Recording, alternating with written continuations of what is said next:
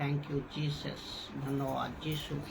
Worship father, worship father, lord father. सृष्टिकर्ता पिता, आपको धन्यवाद करता हूँ प्रभु जी। जो अध्याय उत्पत्ति का 7वां दिन, जो 7 डेज उत्पत्ति का study on the book genesis, इसका जो अध्याय है आज पूरी तरह 2 अध्याय से को पूरा कंप्लीट करने का उपस्थिति में है प्रभु। तेरी अगुवाई से, तेरी उपस्थिति से, सही शब्दों का द्वारा, सही कंसेप्ट का द्वारा, सही शिक्षा का द्वारा प्रभु ये करने पाए। तू मदद कर प्रभु, सहायता कर। तेरी निगरानी में, तेरी उपस्थिति में ये प्रचार हर एक विश्वासी, हर एक दासी यूट्यूब फेसबुक में जितने भी फॉलो करते हो और आगे वीडियो अपलोड होने का बाद जो भी फॉलो करोगे, सबको ये परमेश्वर का वचन पहुंचने पाए सब तक, और सब ने आत्मिक उन्नति को करने पाए, सही शिक्षा में प्रभु परमेश्वर का वचन को ग्रहण करने पाए। यही मकसद है, यही उद्देश्य का साथ प्रभु परमेश्वर का वाणी को, वचन को हम एक्सप्लेन करते रहते हैं और पूरी तरह कोशिश का साथ इसको पूरा करेंगे। तो आज जो सबको स्वागत करता हूँ यूट्यूब फेसबुक में, जितने भी आप सब लोग जुड़े हो, और आप लोग जब तक ये वीडियो को जितने शेयर करोगे उतने तादाद में, उतने बड़ी तादाद में हर एक मनुष्य तक, हर एक दासी तक, हर एक विश्वासी अविश्वासी तक ये प्रचार फैलने पाए, जिसका द्वारा आप आत्मिक उन्नति करने पाओगे, जिसका द्वारा आप सच्चा परमेश्वर को जान पाओगे, जिसका द्वारा आपको उद्धार पा सकते हो। तो चलते हैं। आप आज हम लोग देखेंगे जो कि उत्पत्ति का अध्याय का जो 7 नंबर दिन है, पहला 2 अध्याय जो होगा, पहला जो वचन होगा वचन को हम लोग पढ़ेंगे, फिर एक्सप्लेन करेंगे, ठीक है। 2 अध्याय 18 नंबर वचन, 2 अध्याय 18 नंबर वचन को आप पढ़िए। फिर यहोवा परमेश्वर ने कहा, आदम का अकेला रहना अच्छा नहीं, मैं उसके लिए एक सहायक बनाऊंगा जो उससे मेल खाए। देखो इसमें साफ साफ परमेश्वर ने लिखा है। तो अब तक हम लोग जाने थे क्या, आदम को परमेश्वर ने बनाया, आदम से नर नारी कर को हवा को भी बनाया, उसी में से बनाया। उसका मतलब एकता, आदम से ही हवा बना है, आदम से ही, आदम जैसा मिट्टी से बना, आदम का हड्डी से, पसली से। ये आज एक्सप्लेन होंगे, पसली क्या चीज है, हड्डी क्या चीज है, ये चीज आज एक्सप्लेन होंगे। और उसका द्वारा हम समझ पाएंगे, उसका द्वारा हम समझ पाएंगे जो आदम ने किस तरह हवा का जरूरत को समझा और किस तरह मानव जाति को आगे तक ले चलेगा और आगे पीढ़ी तक बचाए रखेगा। इसका सबसे महत्वपूर्ण जो वचन है, ये वचन का साथ हम लोग एक्सप्लेन करेंगे। तो इसमें लिख कौन रहा है, और एक बार पढ़िए उसको, 2 अध्याय 18 नंबर वचन, और एक बार पढ़िए। फिर यहोवा परमेश्वर ने कहा, आदम का अकेला रहना अच्छा नहीं, मैं उसके लिए एक सहायक बनाऊंगा, एक सहायक उससे मेल खाए। देखो इसमें 2-3 चीज हमें देखना है। यहोवा परमेश्वर, यहोवा यहाँ लिखा है, यहोवा यहाँ लिखा है, परमेश्वर भी लिखा है। इसका मतलब ये है, जो यहोवा कौन कह रहा है, ये मूसा कह रहा है, मूसा कह रहा है जो यहोवा परमेश्वर ये समझा, ये जो आदम को अकेला रहना सही नहीं है, उसके लिए एक सहायक बनाऊंगा, एक सहायक चुनेंगे। तो इसका मतलब मूसा जी ने लिखा है, जो मूसा जी जानते थे जो इस्राएल का परमेश्वर यहोवा है, और यहोवा आदम को बनाने का बाद समझा जो आदम के लिए एक अकेला रहना, किसमें, भट्टिका में अकेला रहना सही नहीं है। तो इसके लिए आदम को एक सहायक जरूरत होगा। तो इसका मतलब इसमें दोनों चीज आ रहा है। आदम भी भट्टिका में था और हवा को भी भट्टिका में आदम से बनाया, तो दोनों को अधिकार दिया है, आदम को भी दिया है और हवा को भी दिया है। तो आदम से ही परमेश्वर ने हवा को बनाया। तो यहाँ परमेश्वर कौन है, एलोहिम है। यहोवा मूसा जानते हैं यहोवा कौन है, और यहाँ परमेश्वर कौन है, यहाँ परमेश्वर है एलोहिम। उसका मतलब पिता, पुत्र, पवित्र आत्मा। Father, sons and holy spirit. ये आप जब ग्रीक को ट्रांसलेशन करोगे उसमें गॉड, GOD जो बड़ा अक्षर होगा उसमें आप समझ आएगा। तो ये यहाँ समझा, कब समझा परमेश्वर ने, जब सृष्टि ये 5 दिन में कर ली, परमेश्वर ने बनाई, 1 2 3 4 5, जो 6वां दिन में परमेश्वर ने आदम को बनाया, उसका बाद से ये दूसरा अध्याय 18 नंबर वचन में आ रहा है। अभी देखो, अभी हवा का रोल नहीं था, अभी हवा का रोल इसमें अटैच हो रहा है, हवा का रोल इसमें जो हवा को जरूरत हो रहा है। तो भी किस तरह हवा को आदम से बनाया, और आदम से ही क्यों बनाया, हवा को आदम से ही क्यों बनाया। आप आज कहते हो ना, कोई पास्टर भी कह रहा है, कोई बिशप भी कह रहा है, इसी बाइबल से ये कहना चाह रहा है, जो कि देखो लड़की को, जो औरत को चुप रहना है, औरत को कलेशिया में चुप रहना है, ये बिल्कुल नहीं। वो कॉन्सेप्ट कौन सा था उसको समझना चाहिए। लेकिन यहाँ परमेश्वर आदम को जितना अधिकार दिया, हवा को भी उतना अधिकार दिया। आदम को जिस तरह देखा, हवा को भी उस तरह देखा। उसका मतलब आदम का DNA से,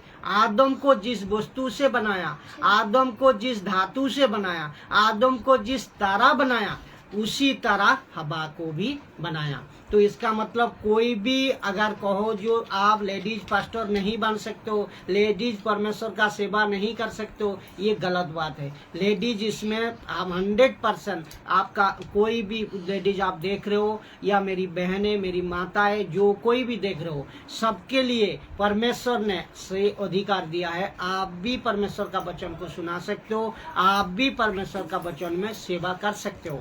तो क्योंकि आदम मतलब हवा और आदम एक है। आदम मतलब खाली पुरुष नहीं है, आदम और हवा तो अलग अलग कॉन्सेप्ट बाद में किया, लेकिन आदम से ही हवा को बनाया है। इसका मतलब एकता है, इसका मतलब एक है, इक्वल है। तो अभी आएंगे हम लोग 19 नंबर वचन को।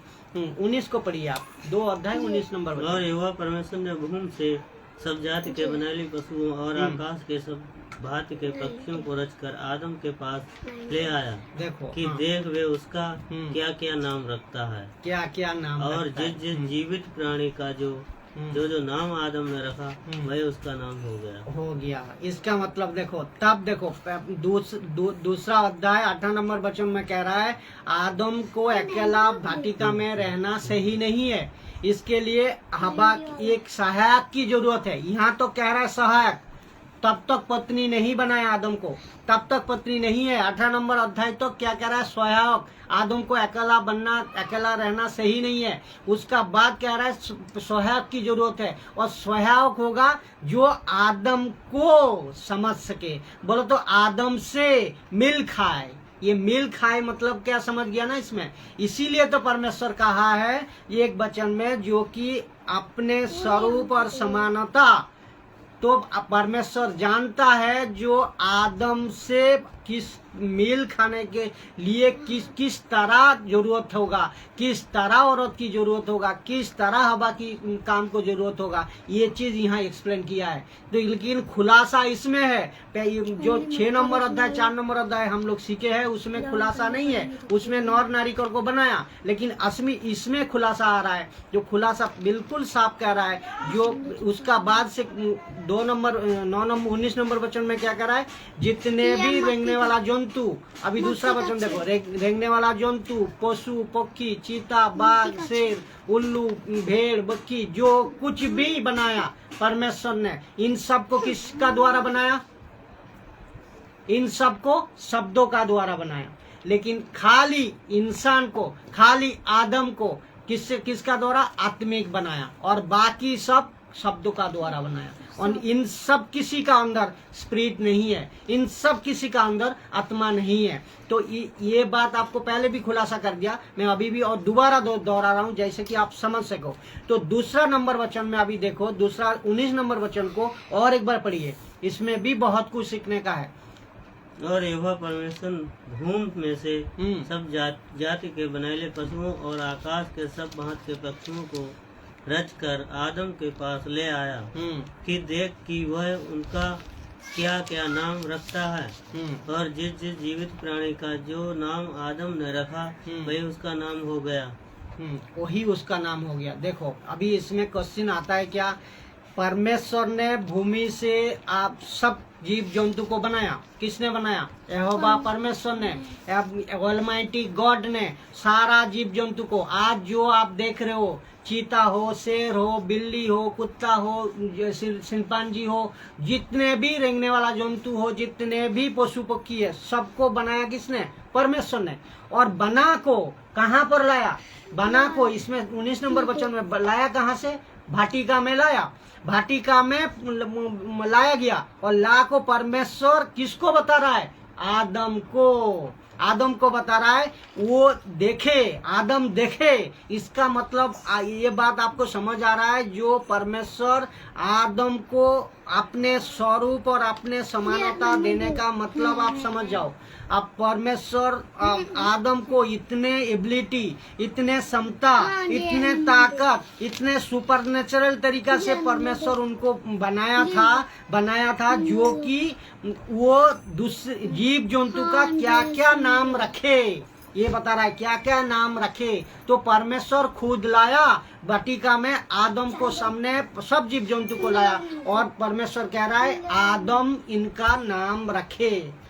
तो आप ये जीव जंतु, आज जब चीता कहते हो, आप जब कुत्ता कहते हो, आप जब बिल्ली कहते हो, आप जब शेर कहते हो, सिंह, ये सब जब जंतु का नाम लेते हो, ये सब नाम किसने दिया?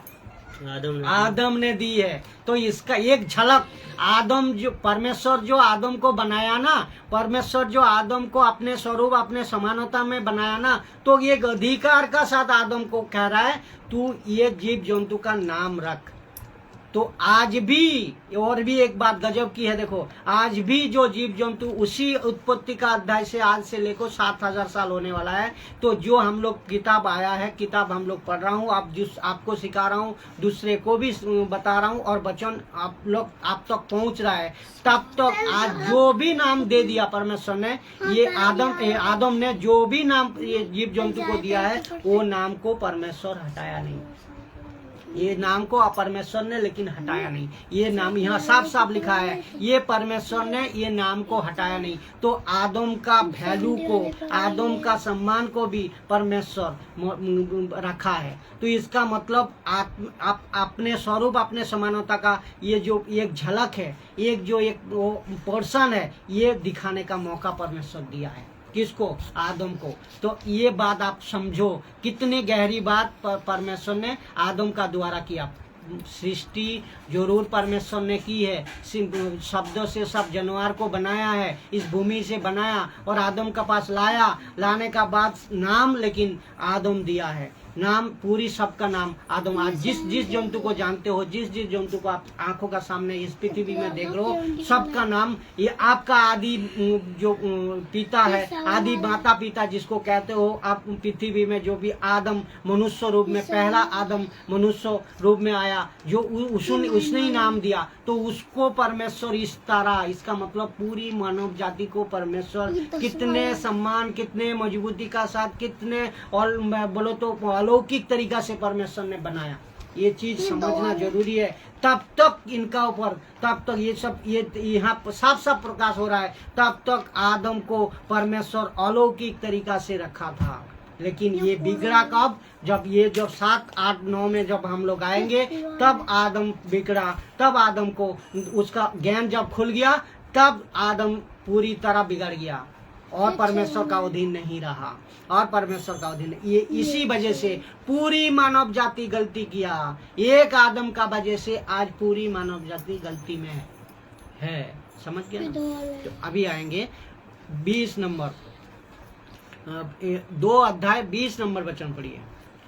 तथा आदम ने सब जाति के घरेलू पशुओं और आकाश के सब पक्षियों और सब जाति के बनाले पशुओं के नाम रखे, परंतु आदम के लिए कोई ऐसा सहायक नहीं मिला जो उससे मेल खा सके। देखो, ये भी आप कहते हो ना, एक बात तो कहते हैं, देखो इसका मतलब मनुष्य अलग है, जंतु अलग है। देखो आदम को सब कुछ का नाम रखने के लिए बोला, सब कुछ को नाम रखने के लिए परमेश्वर बताया। अगर परमेश्वर तो उसमें से उनको एक सहायक चुन सकता था। ये क्वेश्चन आएगा कि नहीं?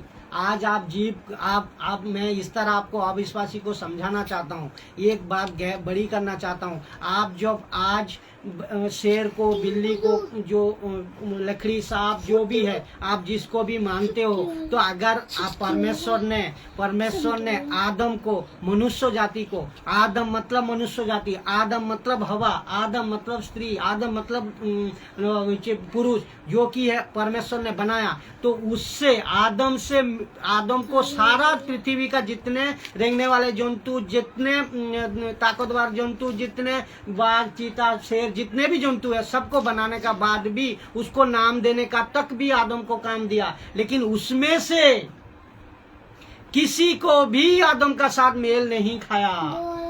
सोहाग बनने के लिए, उसका साथ निभाने के लिए, वाटिका को रक्षा करने के लिए। तो इसका मतलब क्या? आदम सेपरेट आत्मिक प्राणी, आदम सेपरेट जीवित प्राणी, और सारा पशु पक्षी जितने भी परमेश्वर ने शब्दों से बनाया, ये सब है। आपको इनका अंदर कोई भी कुछ भी नहीं है। तो खाली सिर्फ इंसान को आत्मिक बनाया, और बाकी जितने भी है सब क्या है? बाकी जितने भी है सब, बोलो तो वास्तविक रूप में जो भी है, बाकी जितने भी इसका अंदर, किसी का अंदर भी चिप ये नहीं है, स्पिरिट नहीं है, वह आत्मा नहीं है। तो उनको खाली शब्दों से बनाया। ये चीज क्लियर हो गया। तो आज जिसको भी आप मानते हो, ये चीज को गौर करना है। इंसान का अंदर सिर्फ आत्मा है, इंसान का इंसानी खूब आत्मा से बनाया गया, और बाकी जितने भी चीज है, बाकी जितने भी चीजें आप देखते हो, ये सबको शब्दों से बनाया। चाहे आकाश हो, रेंगने वाले जंतु हो, पृथ्वी हो, तारागण हो, ये पूरी पृथ्वी का हर एक चीज जो आप देखते हो आपका सामने है, ये सबको परमेश्वर ने शब्दों से बनाया। तो ये इनका साथ, ये पशु पक्षी का साथ आदम का मेल कैसा होगा? बात को समझो। आज क्वेश्चन उठ रहा है, आप जो भी अविश्वासी आप पूछ रहा है, जो भी विश्वासी आज मान रहा है, जो भी विश्वासी इसको अगरबत्ती कर रहा है, धूप कर रहा है, इससे आपको समझना जरूरी है, जो कि आदम सेपरेट है। आदम मतलब मानव जाति है, आदम मतलब मनुष्य है। उसका मतलब परमेश्वर सुपर नेचुरल तरीका से मनुष्य को आत्मिक दिख से बनाया। चलो अभी हम लोग चलेंगे। अभी जो इसमें लिखा है उसका वचन पढ़ो, फिर 21 पढ़ो। 21 से 20 हो गया, पढ़ लिया, पढ़ो। हाँ, तब युवक परमेश्वर ने आदम को बाहरी नींद में डाल दिया। बस यही तो 21 है ना। तब यहाँ देखो, तब यहोवा परमेश्वर ने आदम को भारी नींद में डाल दिया। कब डाला? जब परमेश्वर समझा। 2:18 को पढ़ो फिर युवा परमेश्वर ने आदम को अकेला रहना अच्छा नहीं, हाँ, मैं उसके लिए एक सहायक बनाऊंगा। बस देखो, उसके लिए सहायक की जरूरत है। जब देखा नर नारी को परमेश्वर ने बनाने के बाद आदम को परमेश्वर सोचा जो इन आदम के लिए इस वाटिका में एक सहायक जरूरत है। तब आदम को 21 नंबर वचन में 2 अध्याय 21 को कह रहा है, जो भारी नींद में डाला। ये इसको एक्सप्लेन करना जरूरी है। यीशु मसीह का टाइम में भी ये कॉन्सेप्ट है, और ये कॉन्सेप्ट को बहुत गहरी तरह को समझना होगा हमें। परमेश्वर अपने तरीका से काम को करता है। परमेश्वर अपने तरीका से काम को करता है। कोई भी देखो, जैसा यीशु को भी, जब यीशु मसीह आप सूली पे चढ़ा, जब यीशु मसीह उठाया लिया गया, जब यीशु मसीह आप मरने का बाद 3 दिन का बाद यीशु मसीह को नहीं दिखाई दिया था। तो इसी तरह आदम को देखो, जो जब दिखा, एक नया रिवलेशन का साथ दिखा, एक नया सृष्टि का साथ देखा, एक नया इतिहास का साथ देखा गया यीशु मसीह को। ठीक ऐसा ही ये पहले से ही देखो, उत्पत्ति का अध्याय से नया नियम तक ये संबंध जुड़े हुए हैं। आदम को ये नींद में डालने का मतलब आप समझो। आदम को नींद में डालने का मतलब परमेश्वर का एक काम है, परमेश्वर का एक तीन चीज के लिए परमेश्वर किसी को भी ये काम करवा सकता है। ये तीन चीज बाइबल में पूरी तरह रिकॉर्ड है। एक दर्शन देता है किसी को, दूसरा आप सपना देता है किसी को, तीसरा नींद में डालता है। समझ गया ना। जैसा एलिजा का टाइम में, दो इनका भी टाइम में बहुत सारा घटना आप सुने होंगे, बहुत सारा घटना को आप पढ़े होंगे।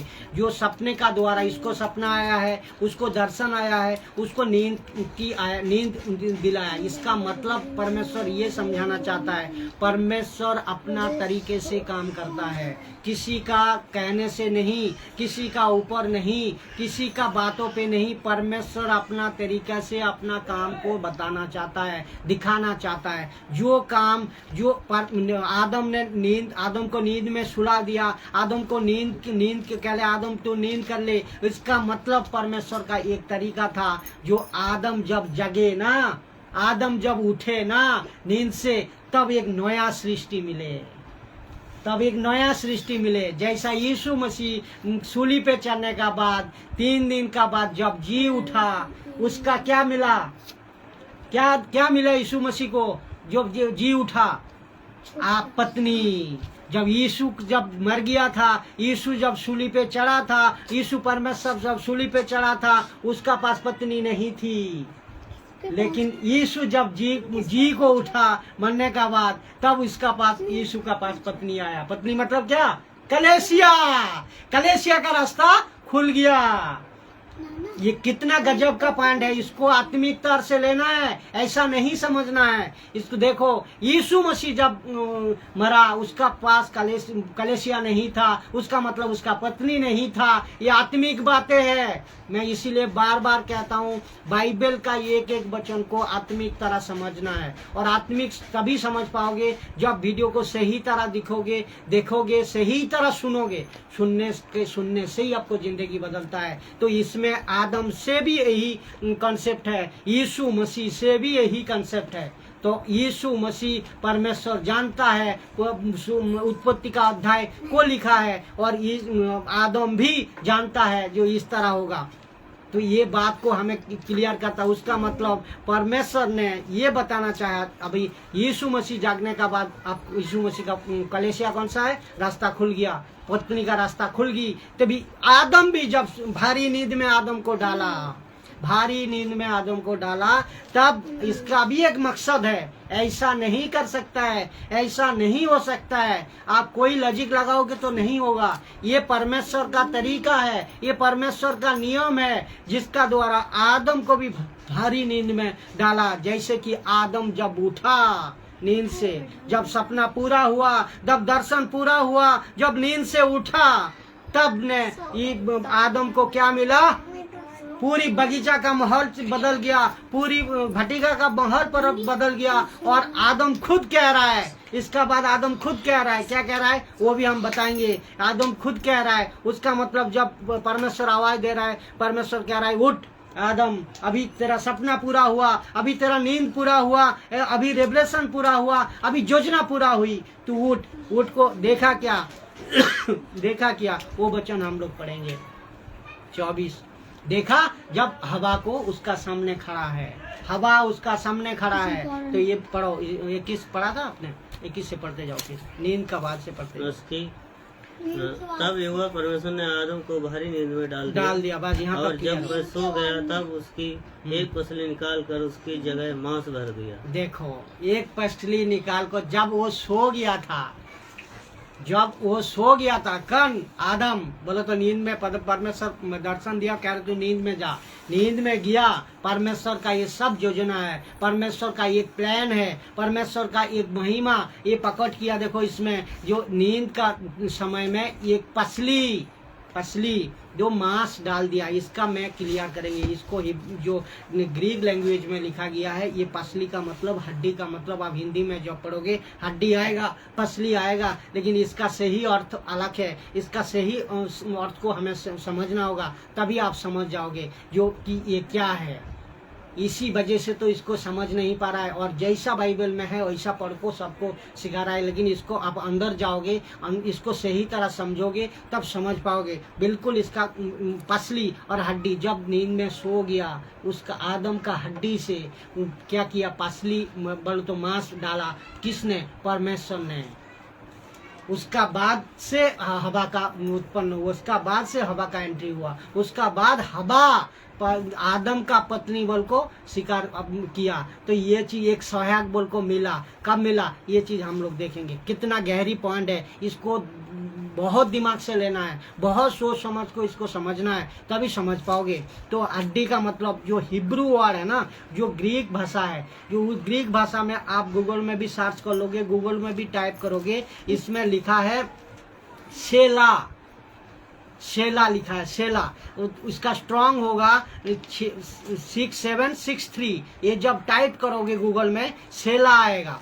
और ये जो उसका दूसरा और एक आएगा वो है कर्ब या लिम्प, कर्ब या लिम्प आएगा, जिसका हिंदी अर्थ होगा साला। साला मतलब गाली देना है, गाली देना नहीं है। ये हिब्रू कंसेशन है साला, साला मतलब हिब्रू कंसेशन का स्ट्रांग है 6760। जब साला, ये साला अर्थ भी उसका मतलब दोनों मिला को, सेला और साला ये दोनों मिला को हो रहा है जंग की नासे, जंग की नासे, नाश जिसको कहता है, जंग की नासे। बोलो तो एक डीएनए, एक आत्मा और एक से हवा को बनाया।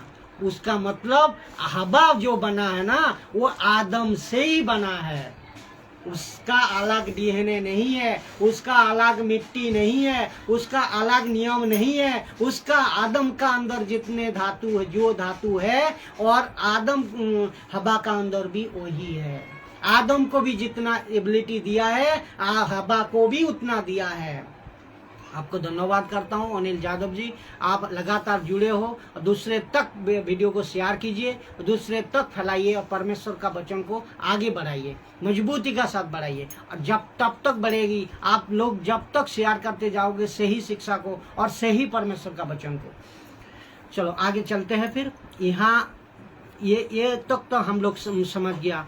जब आदम ने सो गया, तब आप परमेश्वर ने आदम से एक पसली को जोड़ा, और जिससे कि हवा की उत्पत्ति हुई। हवा से मिल गया, और मिलने का मतलब है एक सहायक बना। जो आदम चाहते थे, जो परमेश्वर चाहते थे, वो हुआ। परमेश्वर ने आदम का डीएनए से ही बनाया, समझ गया ना, और अलग तरीका से नहीं। इसीलिए तो कह रहा है, जो ये माता पिता को छोड़ को भी एक पत्नी और पति एक तन एक मन में रह सकता है। तो क्यों रह सकता है? इसलिए रह सकता है जो कि परमेश्वर ने आदम से ही, पुरुष से ही स्त्री को उत्पन्न किया। आदम से ही, आदम का डीएनए से ही नारी को उत्पन्न किया। इसका अर्थ और भी है, ये फैमिली मैटर भी है। ये भी बहुत बड़ा कंसेप्ट है। परमेश्वर का कितना बड़ा परमेश्वर है, कितना महान परमेश्वर है, इसको आत्मिक तरीका से आप सोचो। जो कि परमेश्वर एक आदम को बना को किस तरह पृथ्वी में फैलाएगा, इसके लिए एक कॉन्सेप्ट आपको सामने पर रखा है। जो कि एक बात एक कहता हूँ, कौन अभी भी साइंटिस्ट लोग, अभी भी बहुत ज्ञानी व्यक्ति, डॉक्टर हो, इंजीनियर हो और सांबादिक हो, जो भी बहुत बड़े बड़े व्यक्ति अभी भी आज भी एक चीज को मानने के लिए तैयार है। जो पहले इंसान क्या था? बंदर था।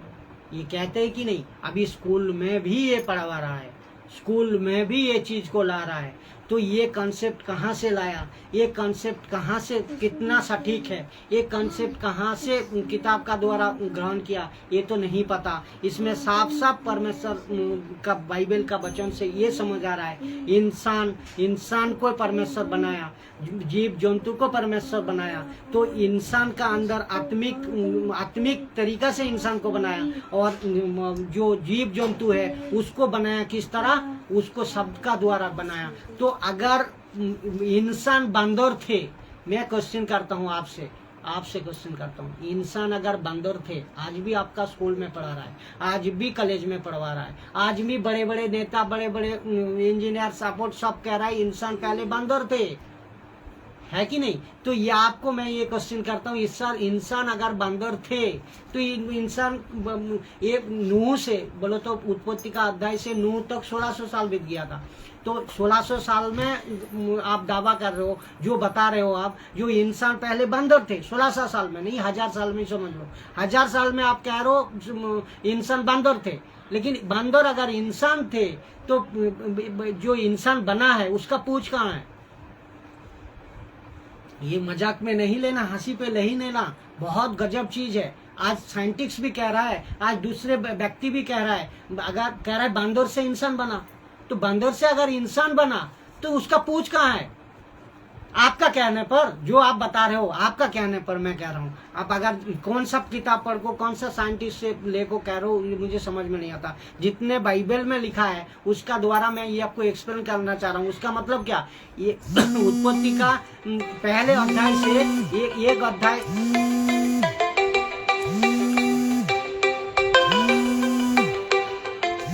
जो कि देखेंगे इसमें जो भी है,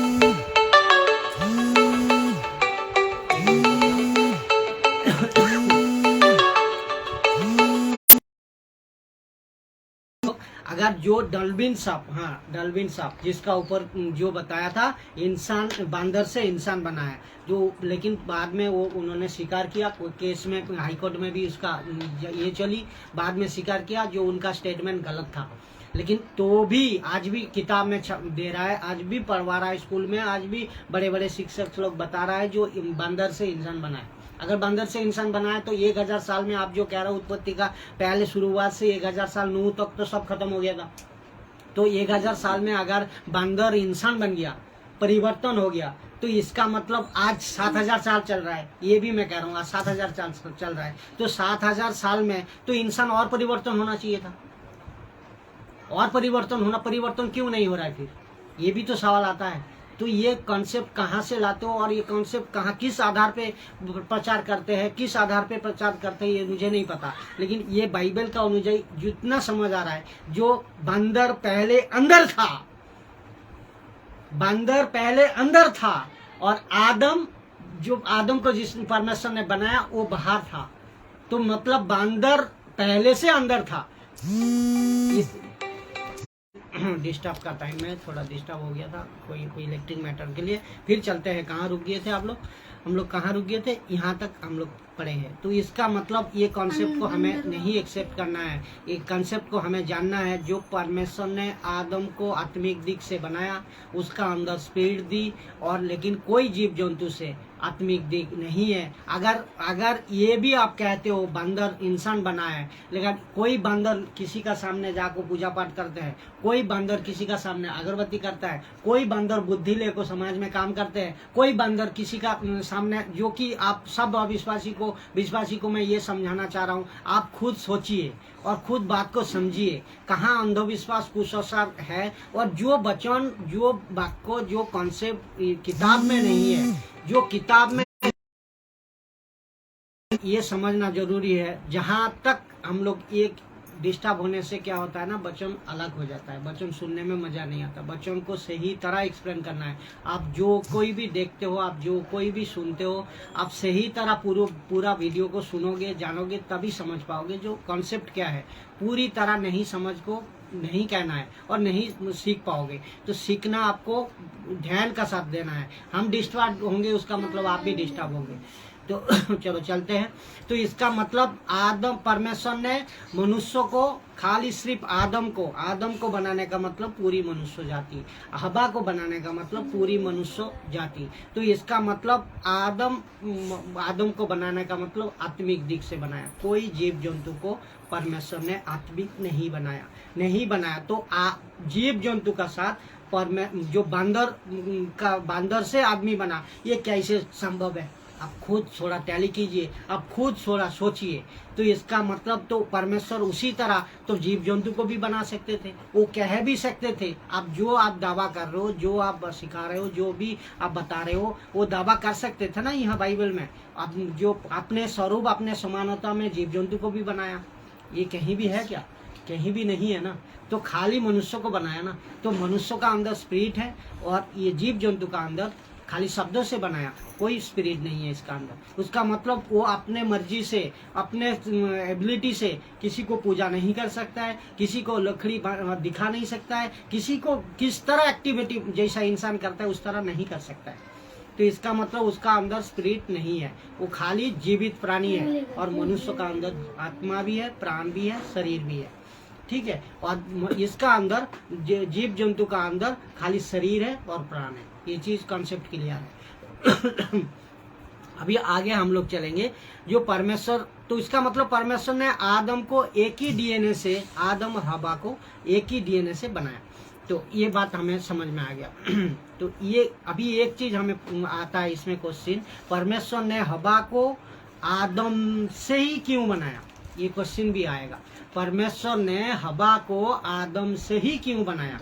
दूसरे किसी से बना सकते थे। इसका तो कारण होगा, कुछ तो कारण होगा जो कि परमेश्वर ने आदम से ही ये हवा को बनाया। और दूसरे तरह मिट्टी से बना सकते थे, दूसरा कोई लकड़ी से बना सकते थे, दूसरा कोई धातु से बना सकते थे। तो ये सब अगर सही तरह छानबीन नहीं करोगे, सही तरह नहीं पढ़ोगे, ये कॉन्सेप्ट हमें समझ नहीं आएगा। तो इसमें परमेश्वर ने हवा को आदम में से ही क्यों बनाया और अलग से क्यों नहीं बनाया? ये दोनों क्वेश्चन यहाँ उठते हैं। तो इसका एक ही कारण होगा, इसका एक ही कॉन्सेप्ट होगा, जो कि बच्चे बोलो तो अभी हंसी आएगा, बच्चे। तो इसका मतलब बच्चे क्या है? आदम, परमेश्वर ये चाहता था आदम अकेला ना रहे, और परमेश्वर ये चाहता था जो सब इंसान मिल को रहे, अकेला ना रहे, सब मनुष्य मिल के रहे, अकेला ना रहे।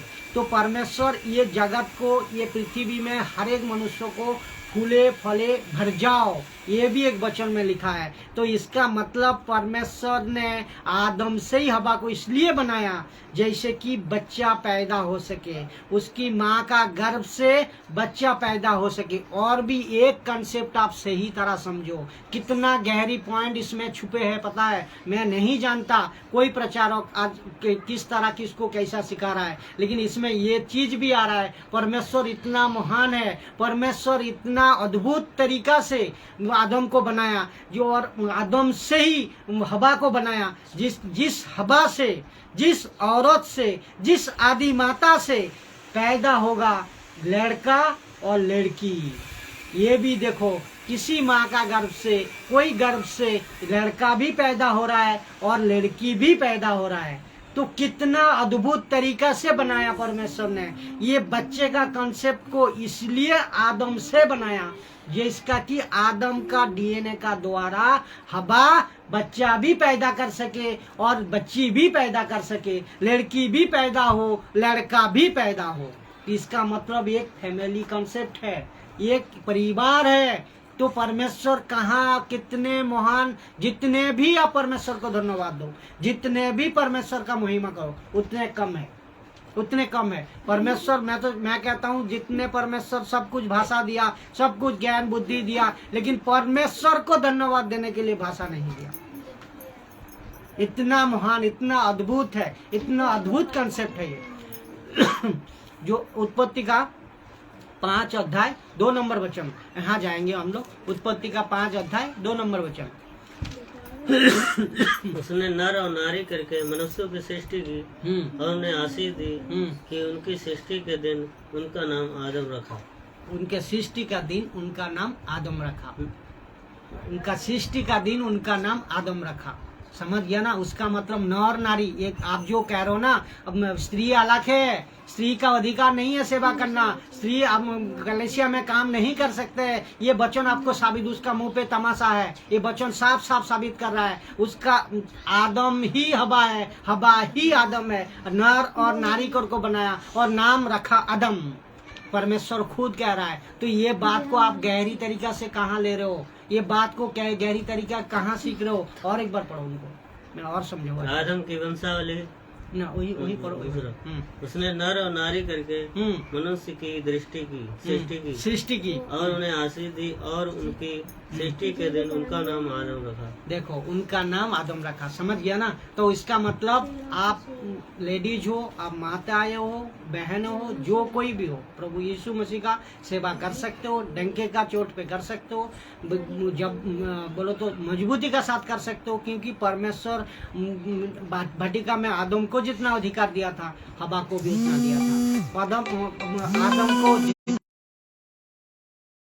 में जहाँ था, तो जितना अधिकार आदम को दिया है भटिका में, उतना अधिकार हवा को भी दिया है। अब तो दोनों को सेवा करने का मतलब दोनों को सेवा कर सकते हो, दोनों जबर बोलो तो मजबूती का साथ कर सकते हो, इसमें कोई दो राय नहीं है। तो आदम की भटिका में जहाँ थे वहाँ, तो आदम की, तो इसका मतलब आदम की भटिका में आदम जितना इम्पोर्टेंट है उतना हवा भी इम्पोर्टेंट है। परमेश्वर का एक अद्भुत योजना जो था, जो कि योजना शुरू है, क्यों आदम से हवा को मिलाया। अभी आदम क्या कह रहा है, ये चीज को हमें देखना है। तो आदम क्या कह रहा है, ये चीज हमें देखना है।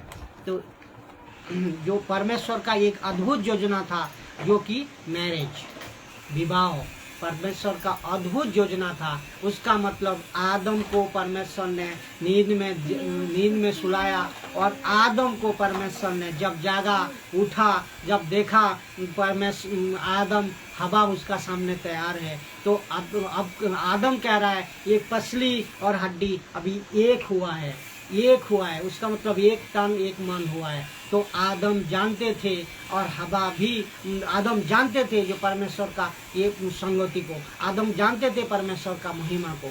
तो ये चीज़ हमें समझ में आ गया। तभी ये जो इम्पोर्टेंट एक चीज़ है, जो एक मैरिज है, विवाह का योजना है, जो पहले जोड़ा परमेश्वर ने बनाया। तो इसका मतलब पहले जोड़ा कौन सा है, पहले जोड़ा कौन सा है, आदम और हवा का है। और हम लोग दूसरी जो यीशु मसीह का कलीसिया कौन सा है, पत्नी कौन सा है, तो कलीसिया पत्नी है यीशु का। तो ये चीज हमें देखना है। उत्पत्ति का अध्याय में जैसा आदम को नींद से सुलाने के बाद परमेश्वर ने एक अद्भुत सृष्टि दी, हवा उसका पत्नी बोल को बताया, तो अद्भुत सृष्टि दी। ऐसा यीशु मसीह सूली पे चढ़ने का बाद जब जी उठा, उसका पत्नी भी मिला। उसका पत्नी मतलब कलेसिया, कलेसिया का दरवाजा खुल गया, पत्नी का दरवाजा खुल गया। तो आदम भी नींद से जगने का बाद, आदम भी वाटिका में पूरी तरह, आदम भी एक नया सृष्टि को देखा। तो परमेश्वर का योजना इस तरह सफल हुआ है। तो ये जो देखेंगे परमेश्वर की अद्भुत योजना, वो है विवाह या मैरिज।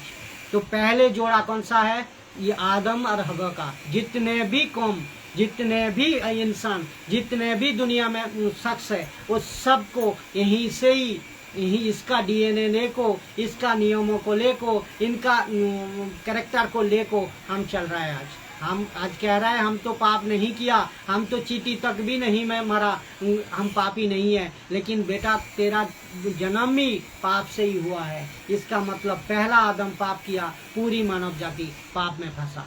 तो जो कॉन्सेप्ट में था उसमें आएंगे। तो इसका मतलब परमेश्वर की अद्भुत योजना थी, जो कि विवाह, एक विवाह का कॉन्सेप्ट था। तो ये हम लोग वचन का साथ देखेंगे, जो कहाँ है क्या है, वचन का साथ देखेंगे।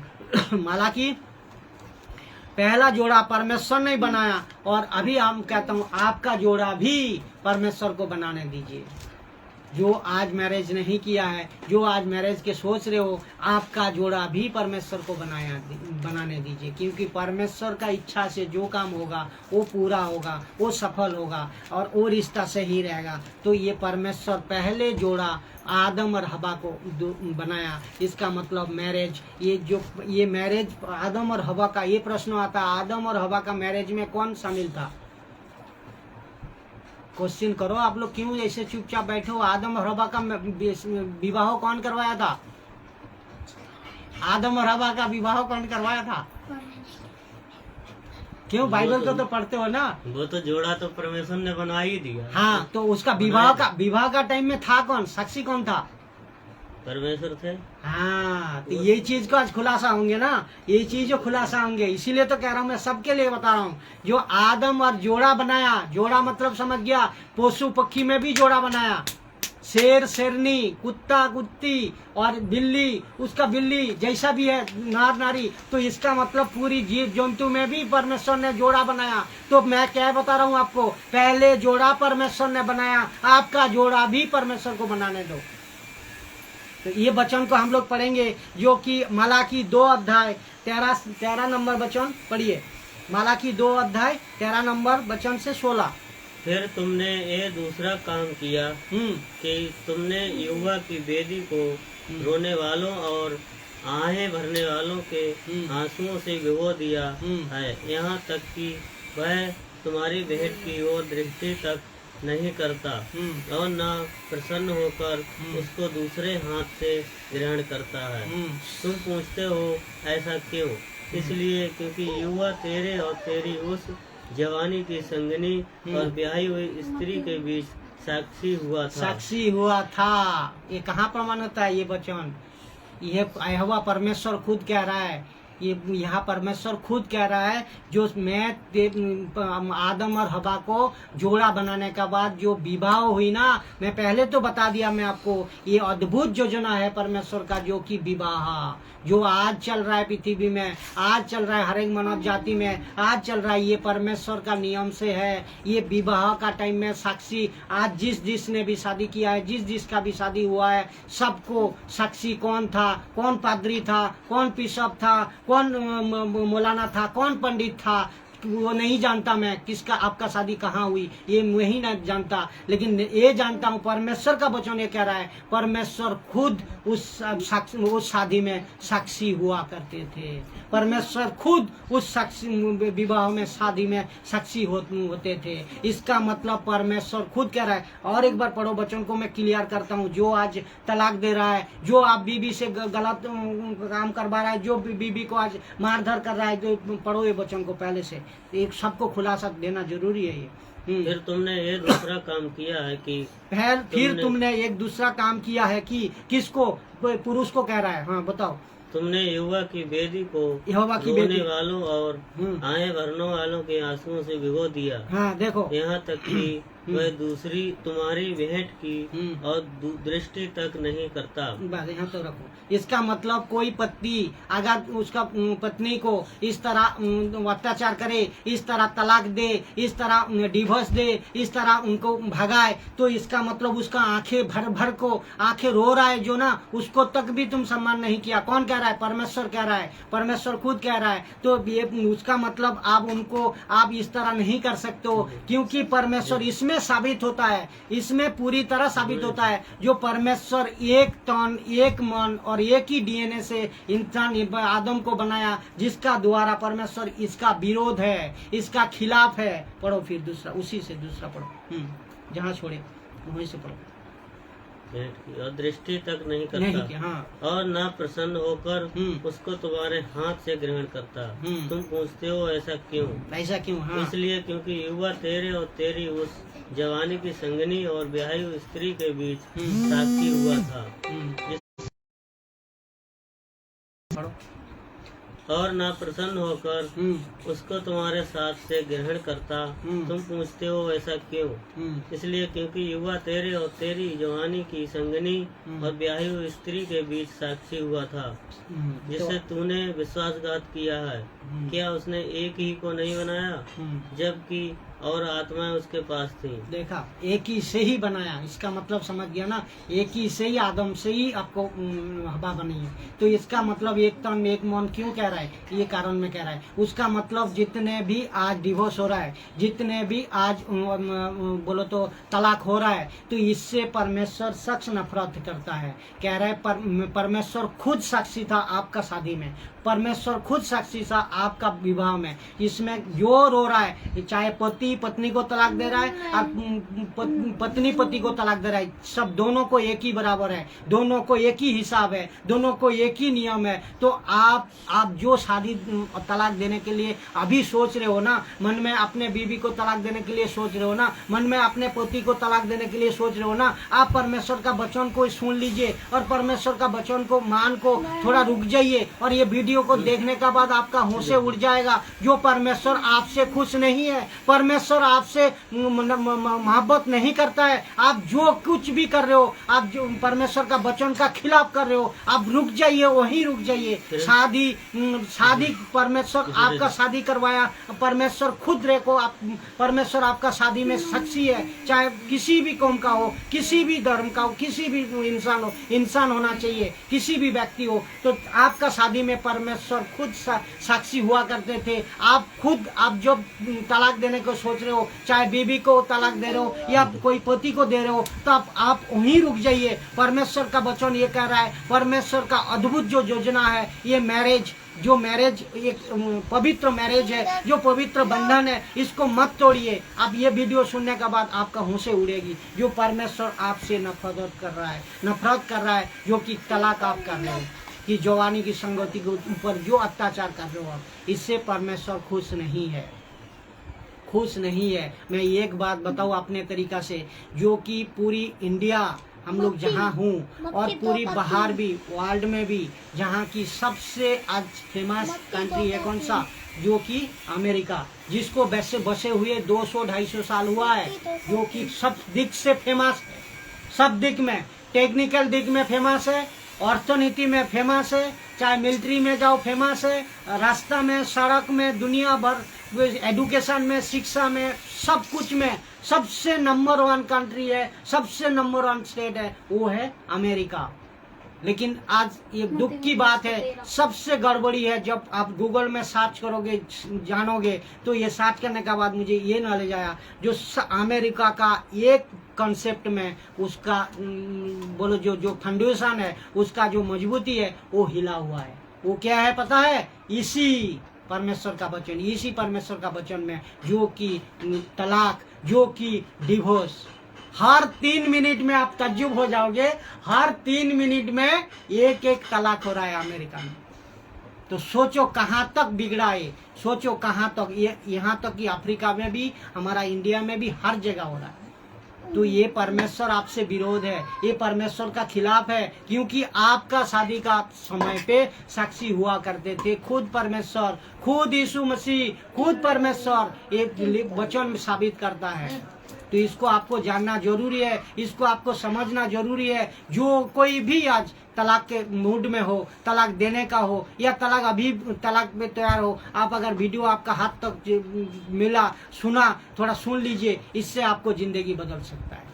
क्यों? परमेश्वर का खिलाफ आप काम करो। इसका मतलब पहला जोड़ा परमेश्वर बनाया, आपका भी जोड़ा परमेश्वर को बनाने दो। इसका मतलब परमेश्वर का मर्जी से आपका शादी होना चाहिए, परमेश्वर का इच्छा से आपका रिश्ता जोड़ना चाहिए, परमेश्वर का इच्छा से आपका जोड़ी बनना चाहिए। था का मतलब किरा? जैसे यहाँ पे लिखा है कि क्या नाम, परमेश्वर खुद उसमें साक्षी था। अब की बात अब है नहीं है, ये जरूरी नहीं है, अब तो अलग है सिस्टम ना। ये तो हमें बच्चों का जो है बच्चों अभी का मतलब वो तो समय निकल गया, वो तो। हाँ, तो ये मूसा लिख रहा है ना, जो परमेश्वर था, उसका मतलब वो आदम को दर्शा रहा है ना। अभी उसमें हमें मतलब नहीं, तो ये बाइबल दिया क्यों है? हमें तो सबको बताना है ना, हमें बताना है जो इस तरह बाइबल में लिखा गया है। तो आप नहीं, परमेश्वर का वचन दे दी, आपको कॉन्सेप्ट दे दिया, सब कुछ जानने को दे दिया, जानने का बाद अगर नहीं मानोगे तो आपका मर्जी है भाई, तो हम नहीं कुछ कर सकते। क्यों? जो वचन है वही बताना है हमें। चलो आगे चलते हैं। फिर क्या है? मती जो परमेश्वर बोल रहा है। हाँ, ये हो गया ना। मती कहाँ तक पढ़े आपने? ये पढ़ा मलाकी। अच्छा, मती पढ़िए। फिर मती 19 का 3 पढ़िए, 3 से शुरू करिए, और 4-5 वचन है, इसको मैं पूरी तरह कंप्लीट करता हूँ। आप सब लोग को स्वागत करता हूँ, जितने भी आप सब लोग जुड़े हो, वीडियो को पूरी देखिए और दूसरे तक शेयर कीजिए। जितने शेयर करोगे उतने परमेश्वर का वचन फैलेगा। इसमें हमारा इसमें एक ही मकसद है, प्रभु सच्चा परमेश्वर का, प्रभु यीशु मसीह का वचन घर तक पहुँचे, अपने हृदय तक पहुँचे और हृदय का दरवाजा खोलने पाए, सच्चाई को जानने पाओ। प्रभु परमेश्वर एक वचन में कहता है जीवन सत्य मार्ग मैं ही हूँ। उसका मतलब अगर आप सच्चाई को जान लोगे तो जीवन भी आपका हाथ में है, जीवन भी आपको मिलेगा, सत्य भी आपको जानने को मिलेगा। सत्य को जानोगे आजाद हो जाओगे, स्वतंत्र हो जाओगे। आपको स्वतंत्र कराना ये बाइबल का वचन, परमेश्वर का वचन, ये आपको चाहिए, ये वचन आपको ग्रहण करना चाहिए। तो आप जितने हो सके शेयर कीजिए, जितने हो सके लोगों तक फैलाइए।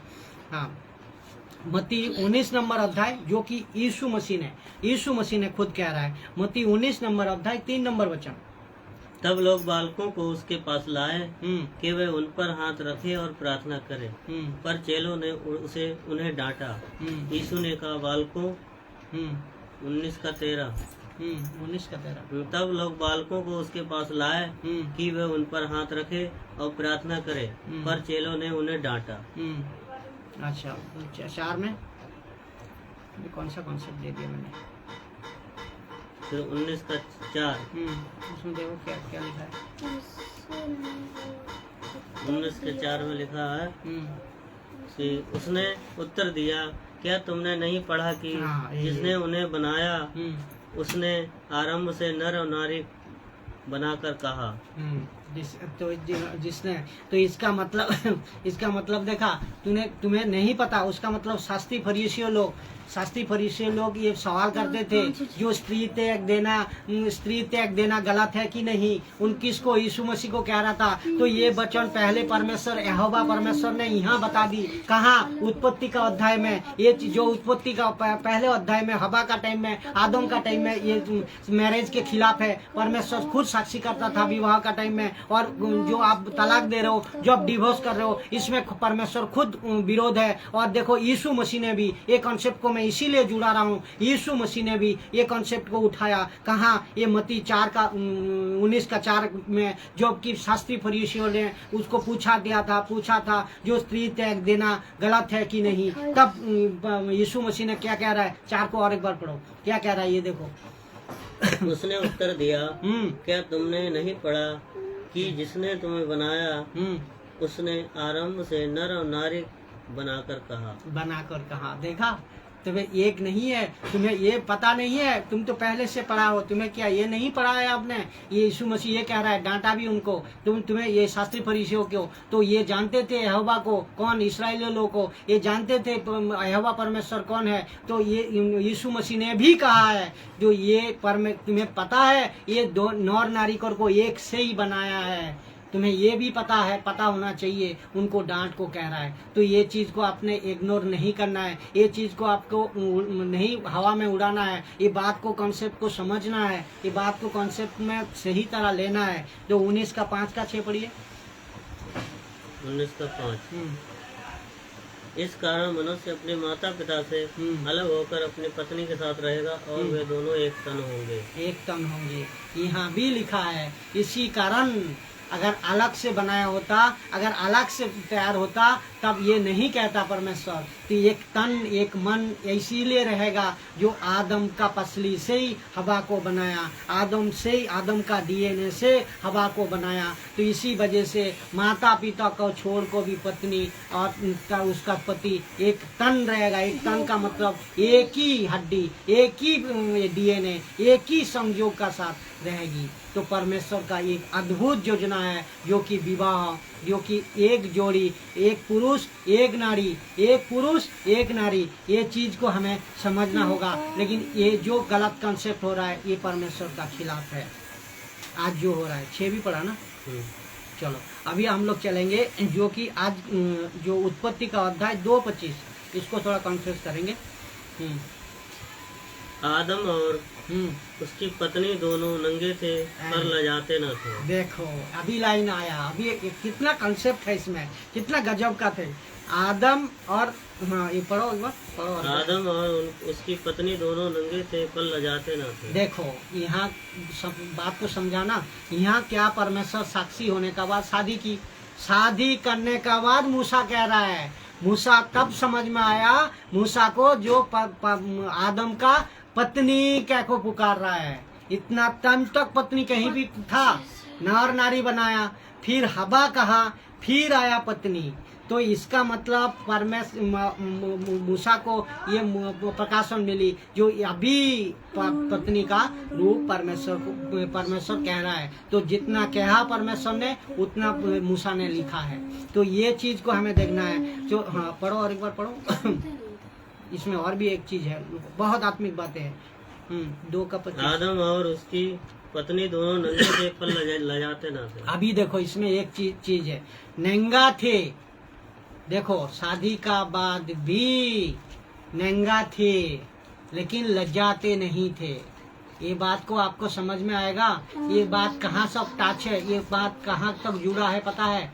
यीशु मसीह जब जी उठा था, उसका देखो, यीशु मसीह जब जी उठा था, यीशु मसीह जब कब्र में गया, उनका बदन में कपड़ा नहीं था, कपड़ा बदन में नहीं था, खाली कपड़ा कब्रस्तान में लिपटे हुए था। उसका कॉन्सेप्ट में एक दिन बताया मैंने। लेकिन जब जी उठे वो सफेद कपड़े में देखा सब लोग ने, मरियम ने देखा, सब ने देखा। तो इसी तरह आदम भी, तब उसका मतलब क्या, आदम उस तक आत्मिक थे जो कपड़ा वो नहीं पहनते थे तो भी लज्जाते नहीं थे। जो कपड़ा नहीं पहनते थे, यहाँ लिखा है कपड़ा नहीं पहनते थे लेकिन तो भी लज्जाते नहीं थे। कौन? आदम और हवा। तो इसका मतलब आप वास्तविक रूप में अगर देखोगे तो उसमें आप अगर कपड़ा नहीं पहनोगे तो लज्जाओगे आप। लेकिन ये बातें क्या दर्शाता है, ये बातें क्या सिखा रहा है आपको? ये जो परमेश्वर का कपड़ा है ना, ये जो परमेश्वर का वस्त्र है ना, ये आत्मिक दिख से परमेश्वर बात कर रहा है, बात को कर रहा है। ये समझना आपको आत्मिक दिख से है। पर समय जो है पाप नहीं हुआ। हाँ, तो इसी वजह से ये आत्मिक बातें है। परमेश्वर ये कहना चाह रहा है, जो परमेश्वर तो शादी होने का बाद, तो इसका मतलब ये भी प्रूफ हो गया यहाँ परमेश्वर खुद साक्षी था शादी में। ये भी साबित हो गया, जो वचन लिखा गया है ये भी साबित है। क्यों? साक्षी शादी में परमेश्वर करवाने के बाद मूसा को प्रकाशन मिली। मूसा को कह रहा है तू लिख पत्नी बोल को लिख अभी। तब परमेश्वर को, मूसा को पता चल गया यहोवा परमेश्वर हमारा ये कहना चाह रहा है, जो पति पत्नी का रिश्ता को जोड़ा। तभी ये तो कपड़ा जो पहना था तो आत्मिक था, वो कोई पाप नहीं किया था। ये पाप किया, उसका मतलब सुपर नेचुरल तरीका जो हम बताया था, ये बात 100% है। जो बगीचा में परमेश्वर रखा था वो सुपर नेचुरल था। वहाँ कोई जीव जंतु को मार पीट नहीं करते थे, कोई किसी को खा को नहीं जाते थे, कोई किसी का नहीं चुराते थे, और कोई तकलीफ वहाँ नहीं था, कोई मेडिसिन की जरूरत नहीं था, कोई बीमारी की जरूरत नहीं था। सुपर नेचुरल तरीका से परमेश्वर आदम को बनाया था। हम लोग चलेंगे जो कि लूका। तो इसका मतलब ये पत्नी का जोड़ा आया, तो पत्नी का सिस्टम आया। उसका मतलब यहाँ क्या लिखा है, एक बात और भी मैं छोड़ दिया, ये बात पत्नी लिखा है ना, यहाँ पत्नी लिखा है, लिखा और एक बार पढ़ो। मैं ये चीज को क्लियर करता हूँ ना, बिल्कुल छोड़ दे, कोई बात नहीं, ध्यान रखो। ये बात और एक रह गया, देखो पवित्र आत्मा मदद कर रहा है, ये बात को मैं और एक बार क्लियर करूँ। बिल्कुल मुझे ध्यान आ रहा है, वो बात को मैं समझाऊँ आपको। आदम और उसकी पत्नी दोनों नंगे थे पर लजाते ना थे। आदम और उसकी पत्नी, यहाँ क्या लिखा है? आदम और उसकी पत्नी। वहाँ नहीं लिखा है पत्नियाँ, वहाँ नहीं लिखा है पत्नियाँ। तो इसका मतलब एक शादी परमेश्वर के लिए, एक विवाह परमेश्वर के लिए जायज है। एक विवाह परमेश्वर का वचन में लिखा गया है। तो एक जोड़ा, एक पुरुष एक स्त्री, एक नर एक नारी, एक आदम एक हवा, इसमें सही तरह एकदम परमेश्वर लिखा है। मुझे ये बोलने के लिए मैं उत्सुक हूँ, जो कि परमेश्वर ये कहना चाह रहा है, एक शादी आपको परमेश्वर का वचन का हिसाब से होना चाहिए। तो आज क्या हो रहा है, आज ये चीज बिगड़ा कैसे, आज ये चीज कहाँ तक आया, तो ये चीज को हमें पूरी तरह समझना होगा। तो इसका मतलब हाँ, फिर लूका को पढ़िए आप, लूका में चला जाइए, लूका 9 अध्याय 35 नंबर। बस इसी वचन को पूरी तरह कंप्लीट करेंगे, फिर हम समाप्ति में चलेंगे। तब उस बादल में से ये शब्द निकला, ये मेरा पुत्र और मेरा चुना हुआ है, इसकी सुनो। हाँ, नहीं, ये वचन इसमें आ गया। इसका मतलब तब नहीं, ये जब ये हुआ था, आदम का साथ परमेश्वर हवा को जब मिलाने के बाद जो उत्पत्ति का अध्याय पत्नी रूप में दिया, इसका बाद से हम लोग इसका जो दूसरा अध्याय है, ये दूसरा अध्याय में अभी जो कैसे बिगड़ा सिस्टम, ये 2 अध्याय पूरी कंप्लीट हुआ। और तीसरा अध्याय में जब चलेंगे 8 नंबर 9 नंबर में जो जेनेसिस उत्पत्ति का अध्याय, उसमें और डिटेल्स में हम लोग चलते जाएंगे। जैसे परमेश्वर का वचन मिलते जा रहा है उसी तरह हम लोग चलते जाएंगे। चलो, आज आप सब लोग को और एक बार स्वागत करता हूँ। जो लोग आप लोग फॉलो कर रहे हो, जो लोग आप लोग वीडियो को शेयर करो और जितने हो सके आइकन बेल को दबाओ, सब्सक्राइब करो, जैसे कि परमेश्वर का वचन हर लोगों तक पहुँचे।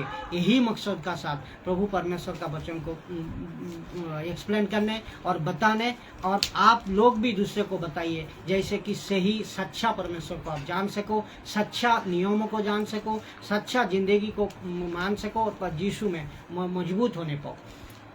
आदर सम्मान महिमा परमेश्वर को देता हूँ, जो कि प्रचार पूरी तरह कंप्लीट करने के लिए सबको स्वागत करता हूँ। अगली वीडियो के लिए सबको जय मसीह की।